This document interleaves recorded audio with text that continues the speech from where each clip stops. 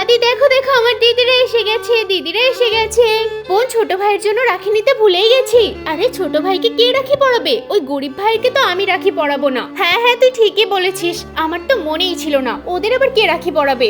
আরে দিদি তো গাড়িটা নিয়ে ওইদিকে চলে গেল, আমাদের বাড়িতে কি দাঁড়াবে না? আর আমাদের বাড়িতে তো আসলোও না। দাদি এবছর কি রাখি পরবো না আমরা? আরে এই তো দেখছি বোনেদের গাড়ি। আরে বড় ভাইকে রাখি পরিয়ে অবশ্যই আসবে। দাদি বড় ভাইকে রাখি পরিয়ে আসবে যখন আমাকে একটু বাজারে যেতে হবে। এই তুই চেয়ারগুলো বাইরে বের কর, বোনেরা আবার বসবে তো। মা আমি তাহলে বাজার থেকে বোনেদের জন্য শাড়ি নিয়ে আসি। হ্যাঁ এই টাকাটা নিয়ে ভালো শাড়ি কিনে নিয়ে আসবি। ঠিক আছে আমি এখনই রওনা দিচ্ছি। মা এখনো কি বোনেরা আসেনি? ওদের তো কাউকে দেখছি না, ওদের জন্য আমি সুন্দর সুন্দর শাড়ি এনেছি। আরে আসবে আসবে, তোরা এখানে অপেক্ষা কর।